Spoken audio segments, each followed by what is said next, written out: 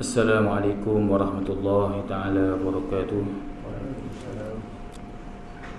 Alhamdulillah, nahmaduhu wa nasta'dihi wa nastaghfiruh wa na'udzu billahi min shururi anfusina wa min sayyiati a'malina. Man yahdihillahu fala mudilla lahu wa man yudlil fala hadiya lahu. Asyhadu an la ilaha illallah wahdahu la syarika lahu أشهد أن محمدا عبده ورسوله ففهمناها سليمان كلا آتينا حكما وعلما وسخرنا مع دول الجبال سبحنا وكنا فاعلين يا حي يا قيوم يا رب موسى وهارون يا رب إبراهيم يا محمد صلى الله عليه أجمعين اللهم ارزقنا فهما وحكمة والعقل وحفظ برحمتك يا أرحم الراحمين اللهم افتح لنا فتوح العارفين وارزقنا فهم النبيين والعلماء العاملين حزن المرسلين وإمام المتقين برحمتك يا أرحم الراحمين. Alhamdulillah, syukur kita kepada Allah Subhanahu wa taala. Rahmatnya dengan nikmatnya Allah Subhanahu wa taala memberi kekuatan bagi kita dalam sentiasa dalam mentaati Allah Subhanahu wa taala. Alhamdulillah bi ni'matihi tatimmu shalihat. Jadi pada malam ini kita sambung lagi kitab kita ini. Qala al-muallif rahimahullahu ta'ala wa nafa'ana bi'ulumihi wa 'ulumina fid darain ya rabbal alamin. Dan lagi disebut oleh para ulama, hei anak Adam, jangan terpedaya engkau dengan sebab banyak amalmu. Kerana beberapa orang yang berbuat amal padahal menyangka mereka itu bahawasanya amal itu kebajikan, maka tiba-tiba amal itu kejahatan. Dan dengan sebab yang demikian itu, mereka itu daripada Allah, barang yang tiada ada mereka itu menyangka mereka itu akan dia. Maka inilah pada membicarakan olehmu akan dia. Qala musannifu rahimahullahu ta'ala wa nafa'ana bi'ulumihi wa 'ulumina fid darain ya rabbal alamin. Hei anak Adam, ini di antara lagi dinakar dalam kitab Al-Muwa'izatul Badi'ah. Al-Muwa'izatul Badi'ah itu pengajaran yang indah-indah yang dikumpul dalam kitab ini. Dinakar hadis kursi, dinakar hadis-hadis Nabi SAW, dan begitu juga dinakar daripada kata-kata para sahabat, para wali-wali Allah, dan begitu juga orang-orang soleh terdahulu. Jadi di antara lagi disebut oleh para ulama yang mana dia nakal daripada iaitu daripada hadis-hadis Nabi SAW, daripada Al-Quran, yang mana dia buat sebagai rumusan supaya kita ni sentiasa berjaga-jaga. Apa dia kata? Hei anak Adam, jangan terpedaya engkau dengan sebab banyak amalmu. Kerana berapa banyak orang yang berbuat amal padahal menyangka mereka itu bahawasanya amal itu kebajikan, maka tiba-tiba amal itu kejahatan. Qala musannifu rahimahullahu ta'ala wa nafa'ana bi'ulumihi wa 'ulumina fid darain ya rabbal alamin. Di antara lagi disebut oleh para ulama, yakni al-ulama bi'amiliyin, ulama yang beramal dengan ilmu dia. Apa dia kata? Jangan kita ni terpedaya, tertipu daya dengan amal ibadah kita. Jangan kita berasa amal ibadah kita ni sudah cukup, sudah berasa banyak, dan kita berasa sedap dah. Maka jangan sama sekali. Sebab itu Rasulullah SAW selalu suruh kita ni berdoa, yakni ya Allah, jadikanlah pada pandangan diri aku itu sedikit, tetapi pandangan manusia banyak. Begitu. Ini sebuah ibadah Rasulullah SAW ajar kepada kita. Biar kita berdoa kepada Allah, ya Allah, jadikanlah pada pandangan aku ini sedikit, tetapi pandangan manusia ni banyak. Maksudnya pandangan manusia melihat kita banyak ibadah, itu Manusia tengok kita banyak menyebabkan manusia, membuat kita sebagai tauladan, sebagai contoh. Tak kira siapa saja, orang tengok kita, orang jadi dah banyak amal ibadah, rajin dia sembahyang. Tu menyebabkan orang tengok, orang berasa nak buat ibadah juga, dan dia menjadi contoh, dia lebih lagi dia bergaul dengan manusia. Tetapi kata Rasulullah suruh kita berdoa, dan ada pun pandangan, jadikanlah pada pandanganku ini sedikit. Maksudnya nisbah pada amal, ilmu pada pandangan kita ni, biar kita puasa sedikit, biar kita buat banyak pun. Walaupun kita sudah buat banyak, Allah Ta'ala beri kekuatan bagi kita dapat solat, sembahyang sunat itu, sunat ini, itu Alhamdulillah. Biar kita puasa sedikit. Sebab kadang-kadangnya bila kita berasa sedikit, menyebabkan kita semakin bertambah lagi, nak bertambah lagi, nak buat lagi. Rupa-rupanya di akhirat kelak, Rasulullah kata, bila kamu buat begitu, kamu tak menyangka bahawasanya rupa-rupanya amal soleh kamu begitu banyak sama sekali. Yang penting ikhlas dengan Allah. Yang ni biar kita buat sedikit, dan jangan kita terpedaya. Kerana kalau kita nak nisbahkan kepada orang yang banyak ibadah adalah iblis. Iblis sebelum dia dilaknat oleh Allah Subhanahu Wa Taala, dia ni orang yang paling banyak buat ibadah pada Allah. Di langit malaikat-malaikat hak muqarrabin, malaikat hak dekat-dekat hampir dengan Allah, iblis mengajar mereka ni dekatnya. Kalau kesengah kata ulama, naqala kita kashful ghabiyah, sehingga langit mana malaikat iaitu iblis tak sujud. Maknanya banyak tempat. Maksudnya kalau kita duduk surau ni, tempat mana kita nak sujud, situ kita sujud, situ. Sebab kita duduk lama, kita duduk surau. Kita main surau ni lama, mana tempat situ, setengah-setengah kalau kita banyak sujud. Bahkan kita dalam segi ibadah pun memang kita disuruh banyak berpindah tempat ni sebab sembahyang. Kalau kita sembahyang situ, sembahyang sini pula, sembahyang sunat, supaya bumi ini menjadi saksi kepada kita di hari kiamat kelak. Itu. Jadi nak cerita pada kita, iblis tu, langit mana hak dia dak pijak, semua dia pijak. Semua dia sujud. Akhir sekali apa yang berlaku pada iblis? Apa berlaku pada iblis? Akhir sekali dilaknat oleh Allah Subhanahu Wa Taala. Kerana bagi iblis ini, dia merasakan bahawasanya iaitu ibadah, bahkan nisbah, dia ni buat ibadah banyak, bahkan dia ni lebih mulia, sedangkan dia buat ibadah banyak.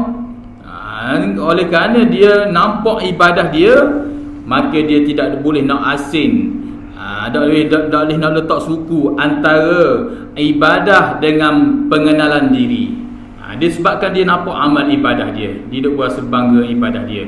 Orang yang sentiasa nampak kelebihan amal ibadah dia, mari perasaan ujub dan sebagainya, dia tidak boleh asing diri dia dengan itu keaiban diri dia. Dia berasa diri dia ni sentiasa mulia, sehingga sanggup dia berkata, aku lebih mulia daripada Nabi Adam. Nabi Adam ni dijadi daripada tanah, aku ni jadi daripada api, maka mana mulia? Kata iblis laknatullahi alaih. Itu. Sedangkan dia ilmu banyak, dia buat amal banyak, akhir sekali dilaknat oleh Allah, lalu digelar sebagai syaitan. Asalnya iblis. Jadi setan-setan orang panggil itu, mari perkataan syaitana. Apa sebab syaitana ni setan, syaitan, orang panggil setan-setan. Tu mari perkataan syaitan, mari perkataan syaitana. Syaitana ni maknanya segala kejahatan berkumpul pada dia. Maknanya kalau orang tu jahat-jahat sungguh, orang panggil iaitu mempermain hukum Allah, menghina, bermacam-macam tentang Islam ni, boleh dipanggilkan sebagai setan, syaitan. Sebab apa? Sebab kejahatan berkumpul pada dia. Itu bukan nama dia setan dulu nama dia iblis gitu. Tapi Al-Quran sebut innahu lakum adu'in innasyaitana lakum aduwwun fattakhizuhu aduwwa. Hendaklah kamu mengambil syaitan ini sebagai musuh kamu yang nyata, kata Allah. Allah Ta'ala dah sebut innal iblisina adu, hendaklah kamu ambil iblis. Sebab iblis itu sudah digelar bagi mereka itu syaitana, itu syaitan. Nabi Muhammad SAW digelar sebagai Al-Amin, amanah. Itu Abu Bakar As-Siddiq digelar sebagai Siddiq. Begitu juga Khalid ibn al-Walid digelar sebagai Saifullah, pedang Allah. Gelar tu ada gelaran. Jadi iblis digelar sebagai syaitan. Maknanya nisbah kejahatan ni berkumpul pada iblis belaka, disebabkan dia menyangka bahawasanya amal banyak sehingga dia tidak nampak hakikatnya adalah itu adalah kekuatan daripada Allah yang dapat dibuat amal.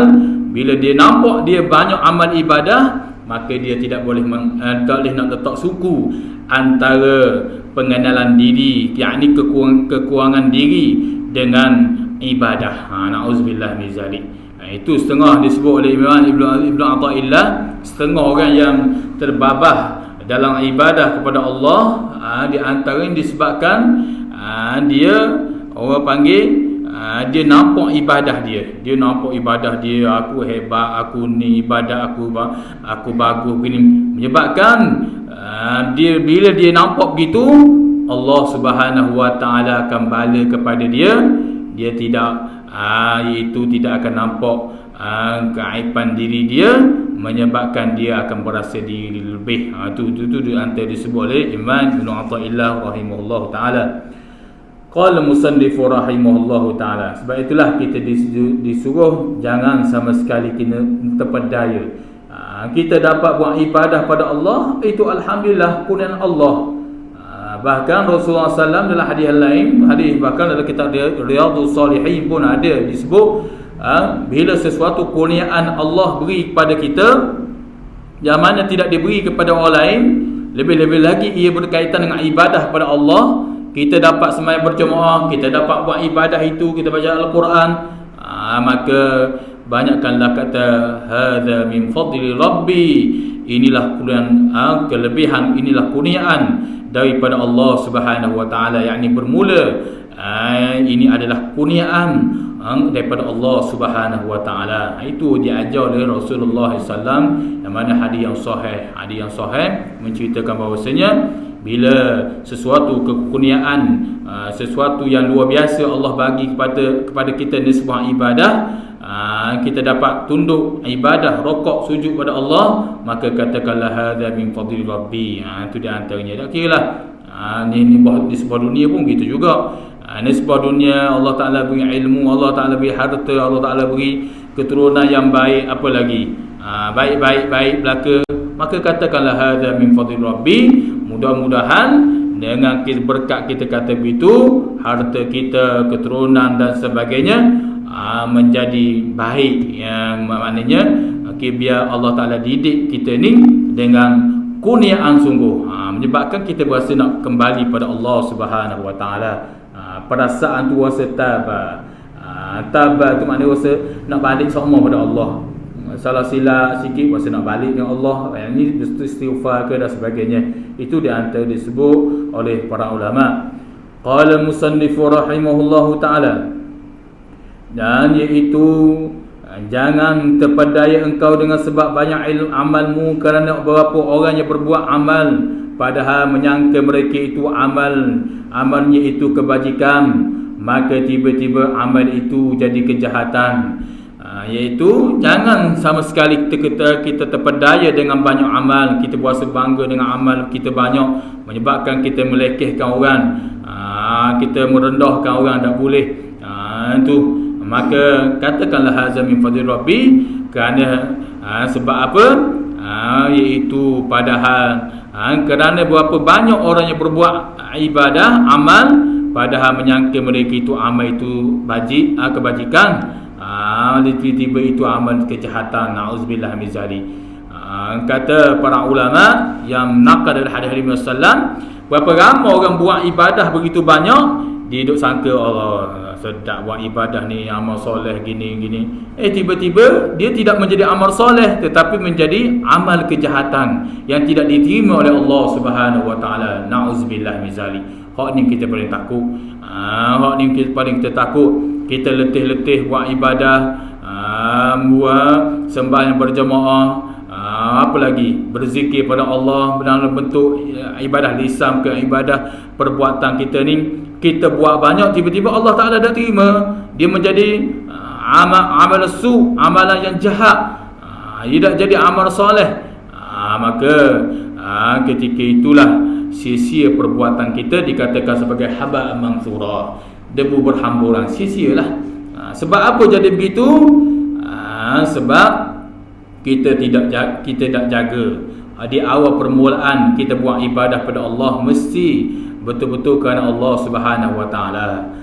Bahkan Imam Asy-Syafi'i rahimahullah taala ajar kepada kita, kalau kita balik kita dalam sembahyang, kita mari perasaan ujuk ke, ikhlas ke dan sebagainya, tiba-tiba kita nak balik di rumah kita, disuruh bila kita banyak istighfar pada Allah, astaghfirullahalazim, tak di amalan aku tadi, puasa wujud, puasa ni, itu diajar oleh Imam Syafi'i rahimahullah taala, supaya amal itu tidak dikatakan sebagai sayyi'ah, suatu keburukan, ataupun dalalah, suatu kesesatan. Itu disebut oleh para ulama, sebab dia boleh bertukar bentuk amal soleh, bentuk amal soleh comel, tapi hakikatnya kejahatan, disebabkan sifat-sifat tadi itu. Sifat berasa banyak amal, berbangga dengan tu, dan nampak hakikatnya adalah pertolongan daripada Allah Subhanahu Wa Taala, yakni kurniaan daripada Allah Subhanahu Wa Taala.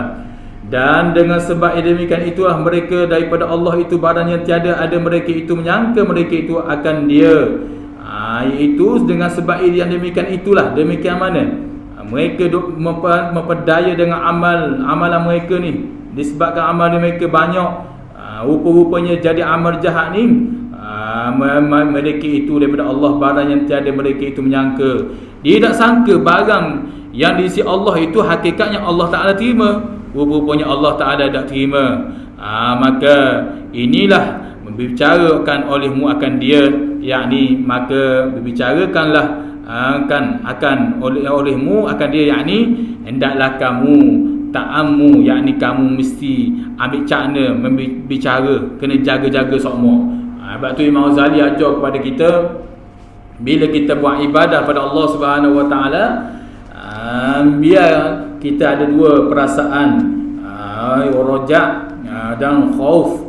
Raja, kita sentiasa harap pada Allah, kita buat ibadah penat lelah, mudah-mudahan Allah Ta'ala ni terima ibadah kita. Kita sanggup bangun di waktu pagi, walaupun musim-musim sejuk, ataupun apa lagi, kita sanggup kerana semata-mata nak buat ibadah pada Allah ni, maka kita harap biar ada perasaan rojak, ya Allah terimalah segala amal ibadah aku. Dan yang kedua, biar ada khauf, biar ada sifat khauf, rasa takut pada Allah. Takut mana? Iaitu takut ada sifat-sifat yang tidak baik, sifat riak ke, sifat apa ke, biar ada begitu, kata Al-Imam Ghazali rahimahullahu ta'ala. Qala musannif rahimahullahu ta'ala, hei anak Adam, ketahui olehmu bahawasanya Allah Ta'ala mengetahui ia akan segala amal kamu, dan mencuba ia akan kamu dengan menyuruh dan menegah, dan dengan nikmat dan dengan bala, hingga mengetahui ia siapa yang mahu mengerjakan suruhannya, dan siapa yang mahu meninggalkan tegahannya, dan siapa yang mahu meninggalkan nikmat dunia, dan siapa yang mensyukuri, yang mahu syukur akan dia, dan siapa yang mahu sabar atas balanya daripada kami. Qala musannif rahimahullahu ta'ala, nafa'ana bi'ulumihi wa 'ulumina fid darain ya rabbal alamin. Di antara lagi kata para ulama, hei anak Adam, ketahui olehmu bahawasanya Allah Ta'ala ni mengetahui ia akan segala amal kamu. Allah ni yang kita sudah maklum bahawasanya Allah ni, bahkan kita i'tiqad dengan jazam, dengan putus sungguh bahawasanya Allah ni mengetahui amal kita ni. Tak boleh nak nusuk, tak boleh nak sembunyi, kerana Allah ni, ilmu Allah dalam ilmu Usuluddin dikatakan inkishaf. Takluk dia inkishaf, terbuka. Mengetahui Allah tidak ada dinding. Sama basar ilmu Allah. Itu takluk inkishaf yang terbuka, tidak ada dinding. Lihat Allah tidak ada dinding. Basar Allah, sama Allah, pendengar Allah tidak ada dinding. Maka begitu juga ilmu Allah ni tidak ada dindingnya. Maka Allah Ta'ala mengetahui segala-galanya, dan mencuba ia akan kamu dengan menyuruh dan menegah. Jadi bila Allah Ta'ala ni dia mengetahui amal kita ni, kita buat ikhlas atau tidak, kita nak buat atau tak ambuh ni, maka Allah bentangkan kepada kita, dia cuba kita diuji dengan perkara suruh dengan perkara larang. Allah Ta'ala beri kita yang ada akal ni, yang ada akal dan ada nafsu ni, Allah Ta'ala nak cuba kita. Allah Ta'ala buat hak ni aku suruh, hak ni aku larang. Nak tengok, hey kamu anak Adam, kamu nak buat ke tak? Hak ni hak aku suruh, hak ni hak aku tegah. Dan dengan nikmat, dan dicuba lagi dengan nikmat pula. Nikmat sihat, nikmat harta, nikmat apa lagi? Nikmat kawan, nikmat makan, nikmat tidur, macam-macam lagi nikmat. Banyak dia cuba ni, Allah Ta'ala cuba ni. Bildam dengan bala, yakni dengan ujian, dengan bala, banjirnya, apa lagi, banyak Allah Ta'ala tu. Dengan banjir Allah Ta'ala uji. Kalau Allah Ta'ala uji orang yang kena banjir, Allah Ta'ala pula uji juga orang yang tak kena balik, kena bala ni. Allah Ta'ala uji kepada orang yang dapat bala, satu hal dah, habis rumah-rumah basah, naik air, hak mati pun ada.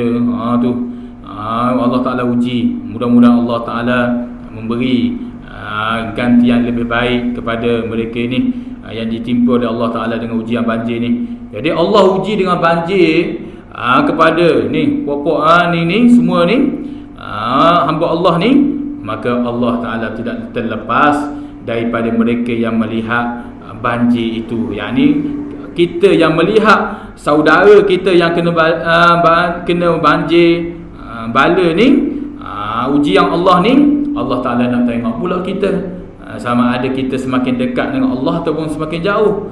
Allah Ta'ala nak tengok pula persaudaraan kita dengan saudara kita ni macam mana. Kirim ke doa, sekurang-kurangnya kirim doa, ataupun kalau ada kemampuan kirim harta, keuangan dan sebagainya.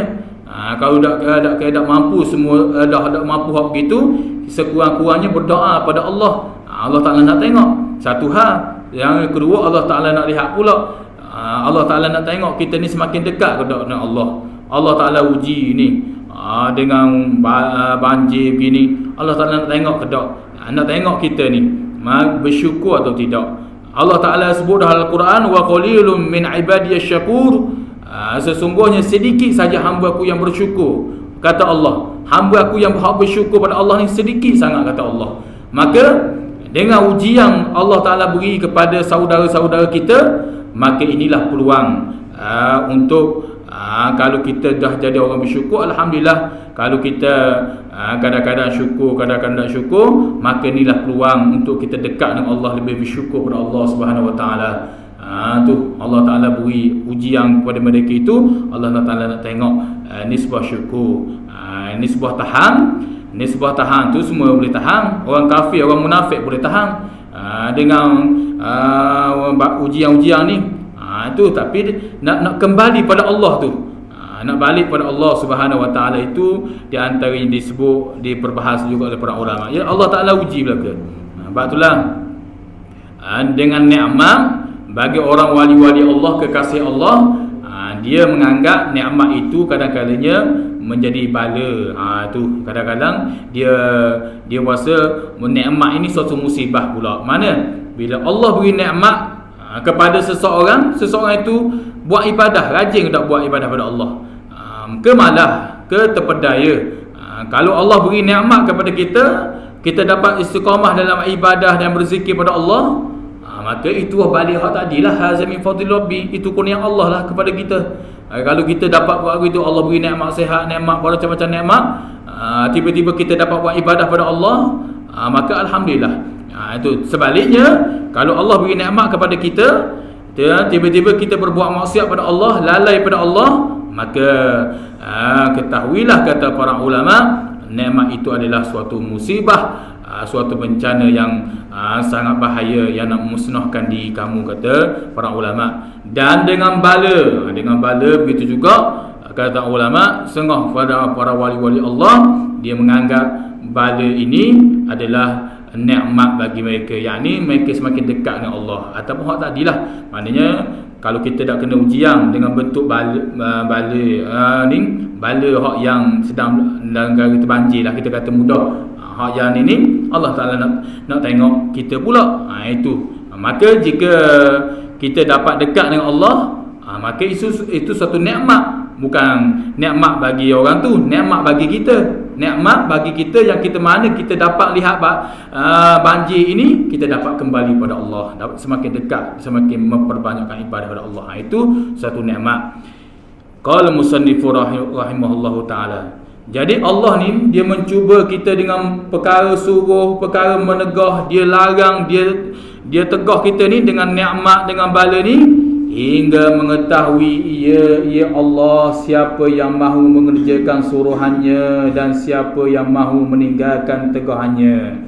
Jadi di situlah bila Allah uji kita dengan perkara suruh, dia suruh kita buat itu, buat ini, dan dia tegah kita, tegah ini, maka mengetahui ia. Tujuannya Allah nak panggil hingga mengetahui ia Allah siapakah yang mahu mengerjakan suruhannya dan siapa yang mahu meninggalkannya. Situlah bahawa Allah Ta'ala tengok kita, oh rupanya dia malas buat ibadah, rupanya dia menyamar ni, dia malas buat ibadah, dia malas mengerja kesuruhan aku ni, hak aku suruh dia tak ampuh ni rupanya, hak aku larang dia nak pula. Sepatutnya dia larilah daripada larangan aku ni, dia nak pula. Situlah Allah Ta'ala mengetahui. Maknanya mengetahui untuk diri kita, bukan mengetahui untuk Allah. Allah Ta'ala mengetahui lebih azali lagi.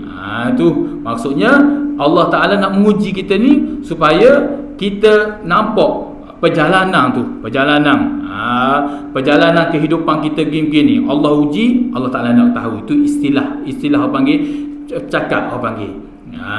Itu di antara disebut oleh para ulama. Macam beginilah, iaitu tiap-tiap hari disebut dalam sebuah hadis Nabi sallallahu yang zuru ilal malaikah fi subhi wal asr. Pada asar ada dua malaikat. Waktu subuh, waktu petang saat ni tu malaikat dia bertukar. Hak yang jaga di waktu pagi tadi tu turun hak subuh, dia naik dari waktu petang.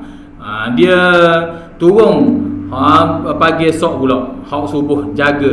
Tujuan apa? Dia nak khabar pada Allah Ta'ala. Dia nak khabar Allah Ta'ala, ni masa aku naik, waktu asar tadi aku nak naik, ni aku nak naik tadi tu, aku tengok hamba-Mu tengah buat ibadah. Ataupun subuh tadi tu, yang nak panggil nak tukar pula tu, giliran tu, aku tengok dia duduk dalam sembahyang berjemaah tadi. Tu dah, adakah Allah Ta'ala tidak mengetahui? Allah Ta'ala mengetahui, iaitu a'lamu ay alimu, iaitu sangat mengetahui. Tapi Allah Ta'ala nak tunjuk peraturan dunia, cara begini Allah Ta'ala tadbir golongan para malaikat. Sehingga apalagi orang yang banyak berzikir pada Allah siang dan malam, lalu Allah Subhanahu Wa Taala iaitu malaikat bagi tahu pada Allah, hei ya Tuhanku, ni si fulan ni banyak berzikir pada Allah ni.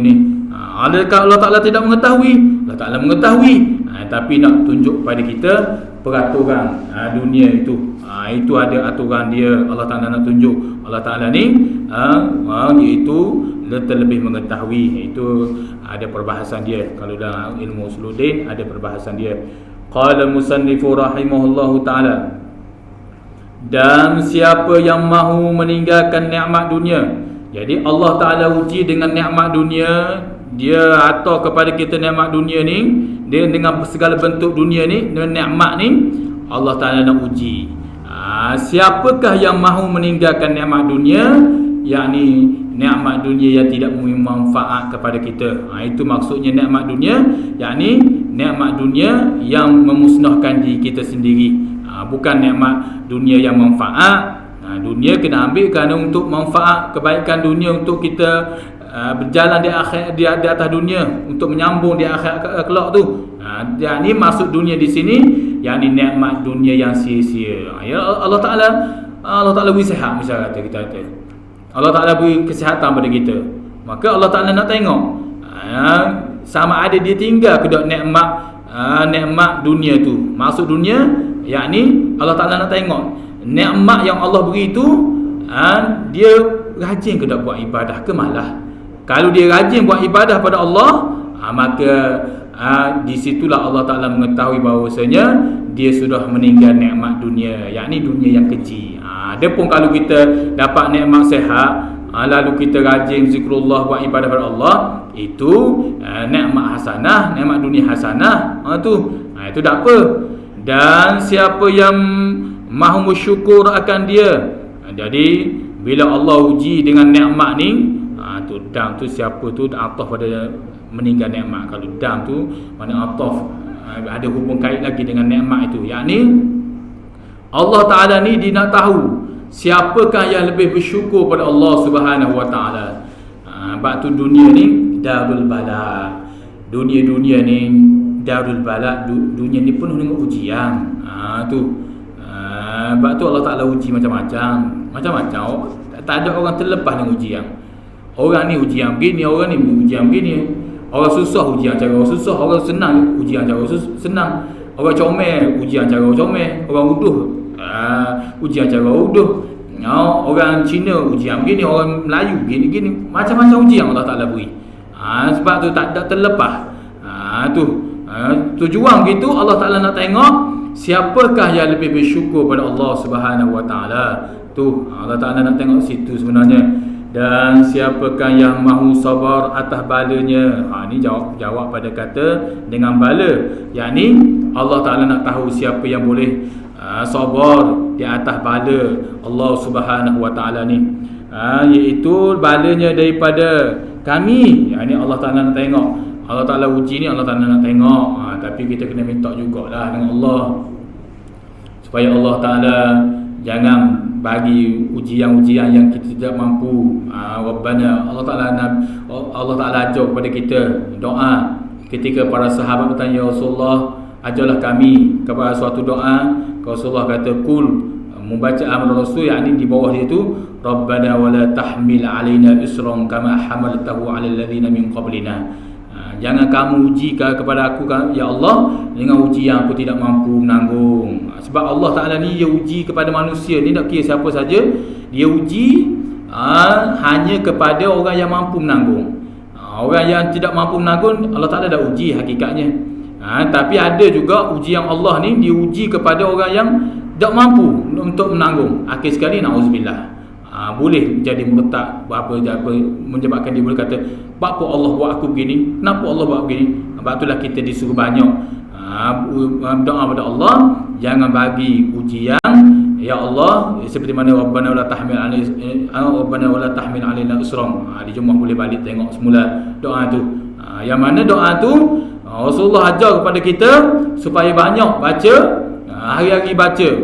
Bangun tahajud ke, bangun buat ibadah ke, banyak baca. Itu adalah hadis. Saya dah baca hadis tu tiap waktu pagi, kerana hadis tu semuka panjang sangat. Kalau saya baca hadis tu sampai pukul 8 pagi lah, pukul 8 lebih lah. Jadi panjang. Jadi hadis tu molek. Rabbana wala tahmil alaina isran tu, bawah tu, di bawah dia tu. Lepas la yukallifullahu nafsan illa wus'aha tu, ada Rabbana tu. Jadi kalau boleh jangan tinggal situ. Kerana dia tak mampu. Kita minta lindung dari Allah ujian yang kita tidak mampu untuk menanggung. Menyebabkan bila kita tidak mampu setengah tu, na'udzubillah min zalik, akan berkata, akan balik kepada kekufuran. Tu yakni akan dia berkata, kenapa Allah buat begini? Apa Allah membuat begini? Tu mana saya ingat dulu masa mengaji dulu di Kelantan dulu, ni apa ya ni kebun dia tu apa tanam dia orang panggil buat rokok tu, tembakau tu, mari banjir besar, dia pun angkat pedang, mana Allah aku nak tikam tu, na'udzubillah min zalik. Kes sekali di Panah Peti, na'udzubillah, di Kelantan ada berlaku. Tok guru cerita dululah masa dalam mengaji dulu. Ini di antaranya ujian yang tak mampu kita tak menanggung. Sebab itulah kita tak mampu, kita minta lindung sama dengan Allah. Jangan bagi ujian ya Allah, ujian yang aku tak tanggung nak menanggung, nak tapung ni. Ada pun ujian orang lain, sebab Allah ni dia beri semangat ujian kepada hanya mereka yang mampu saja. Mana-mana orang yang dapat ujian sekarang-sekarang ni, tak kira ujian susah ke, ujian sakit ke, ujian macam-macam ilmu hitam, ilmu sihir ke, Allah Ta'ala tak bagi semua. Tak semua Allah Ta'ala bagi. Orang ni susah-susah belaka, orang ni kena sihir-sihir belaka, Allah Ta'ala tak bagi begitu belaka. Allah Ta'ala bagi yang mana Allah Ta'ala tahu. Orang ni boleh tanggung, hamba dia ni boleh tanggung. Kalau Allah Ta'ala bagi si fulan sekarang ni dia tak boleh tanggung, Allah Ta'ala angkat. Allah Ta'ala bagi juga ujian bagi dia, tapi Allah Ta'ala bagi ujian bentuk lain pula. Yang mana ujian bentuk lain tu Allah Ta'ala nak tengok dia ni balik ke kepada Allah. Tu semakin dekat dengan Allah Ta'ala tu. Yang penting kita memperbanyakkan doa Allah, yang mana ujian yang minta lindung dari Allah daripada ujian yang kita tidak mampu untuk menanggungnya. Seperti mana firman Allah Subhanahu wa taala, wallahu ya'lamu a'malakum, wallahu ya'lamu a'malakum wala nabluwannakum hatta na'lama al-muhajirin hatta na'lama al-mujahidin minkum was-sabirin wa nablu akhbarakum. Itu ayat dia, hak tu disambung tu ayat lain tu, hak tu ayat 30. Wallahu ya'lamu a'malakum tu, wallahu ya'lamu a'malakum ayat 30. Daripada wala nabluwannakum hatta tu sampai akhbarakum tu, itu ayat 31 surah Muhammad. Surah Muhammad. Sebenarnya sebelum ayat tu dia ambil sekerat saja. Ayat dia, walau nasya'a la'araynakahum wala fa'artakum bisimahum wa ta'rifahum fi lahdil qawl wallahu ya'lamu a'malakum. Itu ayat 31. Boleh balik tengok semula. Itu ayat 31 surah Muhammad. Surah Muhammad. Jadi hak ni dia ambil sekali. Bermula Allah Subhanahu wa taala. Bermula Allah Subhanahu wa taala itu mengetahui ia akan segala amal kamu, dan bersungguh-sungguh kami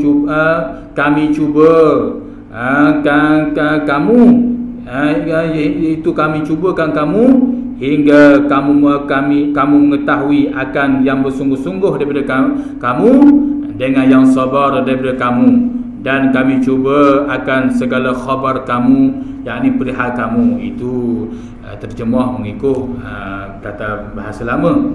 Maknanya kalau bahasa hak yang baru ni, yakni iaitu Allah, itu daripada wala nabluwannakum tu, iaitu Allah Subhanahu wa taala mengetahui, yakni sesungguhnya kami iaitu sesungguhnya Allah mengetahui segala perbuatan kamu. Itu dan sesungguhnya kami benar-benar akan menguji kamu, sehinggalah kami mengetahui orang yang benar-benar berjihad dan yang sabar di antara kamu, dan akan kami uji perihal yakni kelakuan kamu. Allah Ta'ala kata, aku uji kamu ni bukan setakat aku nak tahu kesungguhan tu, aku tahu segala amal kamu, dan aku ni bersungguh-sungguh uji kamu ni, sehinggalah aku tahu orang mana yang bersungguh-sungguh berjihad dengan Allah, dan orang yang mana yang lebih sabar kepada Allah. Dan Allah juga iaitu wala manwa akhbarakum,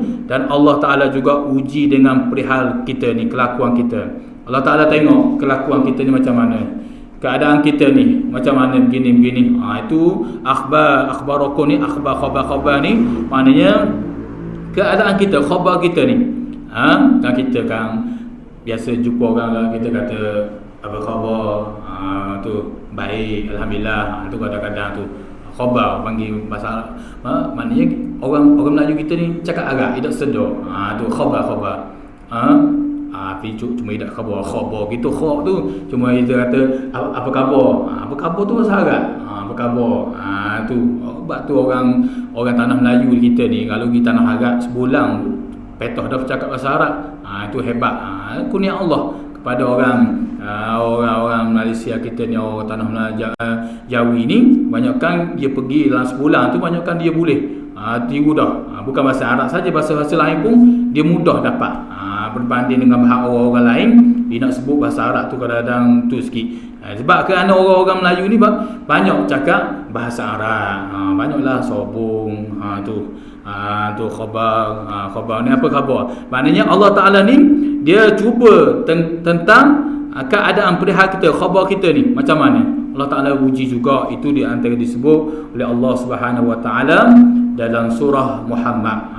Ada perbahasannya surah Muhammad. Kalau nak sedap lagi perbahasan dan tafsir Al-Imam Al-Qurtubi, Qurtubi ataupun Asy'arawi, itu perbahasan panjang dalam tafsir Asy'arawi, surah Muhammad ayat 30 hingga 31.